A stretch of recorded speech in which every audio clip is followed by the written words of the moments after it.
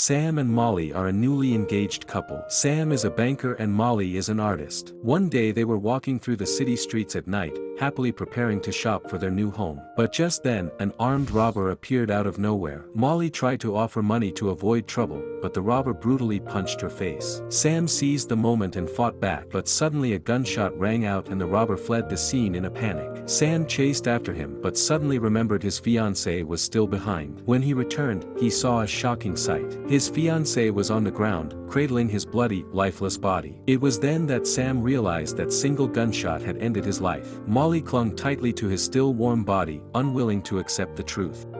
Somebody! Somebody help me! Please, anybody! Two kind passerby came to help her. In that moment a bright light appeared from the sky and only Sam could see it. He knew it was a call from the other world, guiding him to leave. But looking at his sobbing fiancée, Sam made the choice to walk away from the light. Even in death, he couldn't stop worrying about how she would live without him. As he watched paramedics declare his death and will his body away, Sam was overwhelmed with emotion. Then, late that night, he followed Molly back to what should have been their newlywed home. She kept destroying the clay they once shaped together with joy, over and over again. Sam could only stay quietly by her side, keeping her company in silence. As memories of crafting pottery with him played in her mind, Molly's heartbreak finally spilled over. Sam wanted to tell her he was still right there with her. Suddenly, a cat's meow caught Sam's attention and a strange idea came to his mind. He locked eyes with the cat, staring intently. What's the matter, kitty? The next day, Molly was sorting through Sam's belongings when his best friend Carl showed up to help. Even things like an old concert ticket or Sam's stomach pills, Molly didn't want to throw a single thing away. Seeing how sad she was, Carl suggested they go out for a walk, but Molly declined. You're not the one who died. Feeling guilty for slapping him, she changed her mind and agreed to go. But shortly after they left, the door was unlocked by someone with a key. It was the man who had shot Sam. Sam was stunned. Why did this killer have a key of their home? He didn't have time to figure it out. If the killer had returned despite the risk, he was likely there to silence someone. Sam tried to stop him but his ghostly hands passed right through. Suddenly, the sound of a key turning in the lock came again. Molly was returning. Sam warned the intruder, but of course the man couldn't hear him. The killer crept toward Molly's room. In a desperate moment, Sam spotted the cat again. It clawed the intruder's face, forcing him to flee, and Sam immediately chased after him. Taking the subway and passing through the bustling city, he followed the robber into a poor neighborhood filled with abandoned buildings. Sam remembered the name on the mailbox and followed the man, Willie, inside. Ignoring his bleeding face, Willie made a phone call. She came home. A couple of days, man. I'll go back. What he said shocked Sam to the core. Willie hadn't gone to kill anyone. He was searching for something. And Sam's death, it wasn't random. It was planned. Of course, what Sam cared about most was that Willie would return to the house to steal again in 2 days, which meant Molly's life would be in danger once more. But even knowing this, how could Sam get the message to her? At that moment, a small shop on the street called Psychic Advisor caught his attention. Although Sam knew the people inside were most likely frauds, he still entered with a sliver of hope. After observing for a short while, he was convinced the woman was faking it, and casually made a sarcastic comment. Oh my God. What a crock of shit. Who is that? Julio! Where are you? Julio? Julio? Did you hear? Sam never expected she could actually hear him speak. After a wave of shock and fear, Oda finally calmed down. Sam had finally found someone who could communicate with him and he wasn't about to miss this chance that he told her straight out that he needed her help to deliver a message to Molly. You are going to help me. There's a woman, her name is Molly Jensen, and she's in terrible danger. Just what makes you think she's gonna listen to me? It's just a phone call. To shake off Sam, Oda reluctantly picked up her phone and made the call. But the moment Molly heard the name, she hung up immediately. At first, Oda was firmly opposed to getting involved, saying she wanted nothing to do with such things. Until Sam, with his terribly off-key voice, started singing loudly. Widow next door, she's been married 7 times before, and everyone was Henry. The widow next door. All right, stop singing. I'll go anywhere you want to, just don't sing anymore. This non-stop torture pushed Oda to her limit, and she finally gave in and agreed to do what he asked, arranging to meet Molly at a restaurant. Just like the day before. The moment she heard Sam's name, Molly stood up to leave, refusing to believe that a dead man could have something to say to her, especially through a complete stranger. They don't tell her her ditto. It was ditto. Ditto. Molly stopped in her tracks. Seeing her hesitate, Sam spoke through Oda, revealing details only the two of them would know. Still half in doubt, Molly agreed to bring Oda home. To help Molly believe what she was about to hear, Oda explained her ability to communicate with spirits. What is it you want me to write? It's 303 Prospect Place, apartment 4D. He's got my wallet, he's got my key, and he was in here. Molly, you gotta go to the police. It was a setup. I was murdered. But the moment she heard about murder and the idea of calling the police, Oda visibly panicked, and after passing on Sam's message, she quickly said goodbye and left. She had no interest in getting dragged into a potential crime. That night, Molly met with Carl to figure out what to do next. But when she told him Sam had been murdered, Carl's reaction was surprisingly calm. He urged her not to believe in ghosts or spirits and warned her not to call the police, saying no one would believe such a story. Anyway, seeing how disappointed Molly looked, Carl promised to go check things out himself and only consider going to the police if Oda's claims turned out to be true. Later that night, Carl went to Willie the robber's apartment. Sam followed him out of concern, but what he overheard shocked him to the core. What's wrong with you, huh? Is everything a joke? You killed a man. You're supposed to steal his wallet. Was that a joke? It turned out that the real mastermind behind his murder was Carl. Now it made perfect sense why the robber had entered the house with a key at the exact time no one was home. Through their conversation, Sam also learned why Carl was so desperate to get his hands on his wallet. Not long ago, while renovating their new home, they had found $4 million hidden in the walls. Knowing the money was likely dirty, Sam had planned to donate it quietly. But Carl gave in to greed, and that's what triggered everything that followed. Facing the man he once called a brother, Sam could no longer contain his rage, but no matter how hard he tried to hit him, his fists passed right through Carl. The next day, Molly went to the police to report everything, but just as Carl predicted, they didn't believe in ghosts or spirits. At Molly's insistence, the police agreed to investigate Oda and the resident of apartment 303.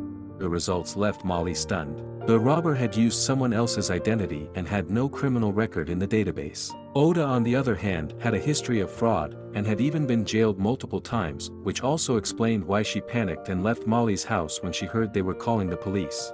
With the facts right in front of her, Molly couldn't help but believe that the so-called psychic was a fraud. Meanwhile, Carl snuck into Sam's home. He searched through Sam's belongings and found the paper with the bank card pin for the $4 million.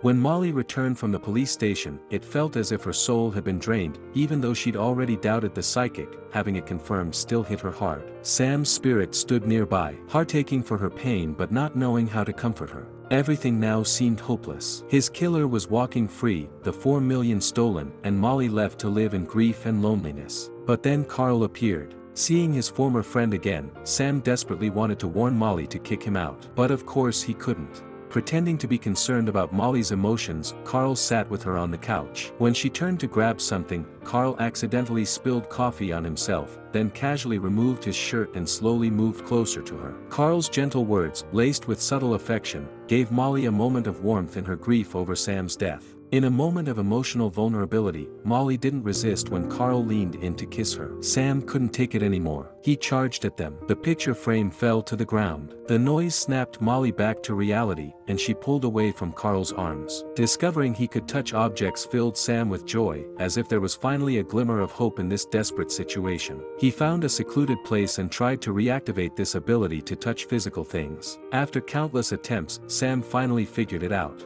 By focusing his will through emotions like anger or love, he could touch objects in his spirit form. He spent the entire night practicing at the subway station, and at last, Sam could control the skill with ease. The first thing he did after leaving the station was to find Oda, because he already had the perfect plan in mind. Realizing she could be silenced if she refused, Oda eagerly joined Sam's team. After disguising themselves, the living and the ghost headed to the bank, withdrew all $4 million from the account ahead of time, and then donated the entire check to a nun on the street. When Carl later tried to launder the money through his own channels, he was stunned to find the account completely empty. Feeling a weight lifted off his shoulders, Sam decided to mess with Carl for a bit. He slid the office chair around and typed threatening words on the keyboard. At this moment Carl had no choice but to believe that everything Molly had heard was true. Sam was still present around them in some form. Blinded by greed, Carl went to Molly, demanding to know where Oda was. But Sam wasn't going to let him succeed. While Molly went to pour some water, the bizarre events began unfolding around Carl once again. Driven by fear and desperation, Carl opened the gas valve, ready to set the whole place ablaze. But Sam punched him and quickly shut off the gas. Watching Molly walk down the stairs, Carl threatened the invisible Sam, saying that if he didn't get the check by 11 p.m., he would take Molly's life. Carl then rushed out of Molly's house without another word. Sensing danger, Sam grew alarmed. Carl had lost his mind and would never sit around waiting until 11, which meant Oda was probably in danger. And just as Sam feared, Carl and Willie had already found Oda. But Sam got there first, hiding Oda and her friend, and then used his ghostly powers to toy with Carl and Willie. Invisible barriers, mysterious writing on windows, faucets turning on by themselves. These eerie phenomena drove Willie to the brink, and he ran outside in a frenzy. But Sam wasn't about to let him off so easily, chasing him relentlessly. At the end, Willie was struck by a speeding car as he ran across the road. Carl panicked and fled while Willie stared at his own body in disbelief. Before he could even understand what had happened, dark spirits appeared and dragged him away. Those who committed evil in life don't get to stay in the world like Sam because of unfinished business.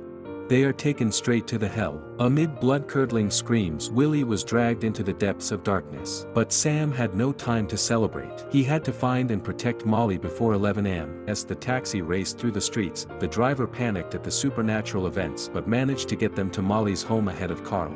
Yet when Molly saw Oda, she slammed the door shut without hesitation. At this point, she saw Oda as nothing but a fraud. To prove his presence, Sam had Oda slide a coin through the crack of the door. Molly watched, stunned, as the coin floated and then landed in her hand. She clutched the coin tightly, tears streaming down her face as a joyful smile broke through. She finally believed Oda. She opened the door and let Oda inside. After calling the police for protection, it seemed the danger had passed. Sam sat beside her. Sam, can you feel me? With all my heart. Says with all his heart. I'd give anything if I could just touch you once more. But Oda didn't relay what Sam said. In her time with him, she had awakened the spiritual abilities passed down from her mother and grandmother, including possession. Though it might shorten her life, she chose to help. Holding hands, Molly closed her eyes, and in that moment, she felt as if Sam stood right in front of her. He gently caressed her cheek, and they embraced tightly, as if trying to make up for their lost time or prepare for a final goodbye. Just then, a knock shattered the moment. Carl was at the door. The possession ended abruptly. Carl no longer pretended. He knew that even if he walked away from the money, Sam would still come after him. So he decided to take everyone to hell with him. Weakened from the possession, Sam temporarily lost his ability to touch objects. A chase broke out in the house, with Molly and Oda running while shouting at Carl, calling out his cruelty and evil. Hearing this didn't make Carl feel guilty. He only grew more furious. Soon, Carl grabbed Oda by the ankle, and as Molly tried to save her, she was caught as well. Now holding hostages, Carl changed his plan. Demand the check, then eliminate everyone. But his wicked plan was doomed to fail. Sam had regained his strength. A ghost who could touch the living was not someone Carl could fight. Carl knew it too. He tried to flee immediately. He swung a hook to buy time but instead shattered a glass window, and in a twist of fate was killed by his own hand. Just like Willie, Carl was dragged into the hell in utter despair. With everything over, Sam felt his time had come. He rushed to find Molly. Are you two all right? Sam, Molly? we can hear you. A beam of white light appeared and Sam's form became visible. Molly stared in awe. Their eyes met, and all their longing turned into a single, beautiful kiss. They're waiting for you, Sam. I love you, Molly. I've always loved you. Ditto.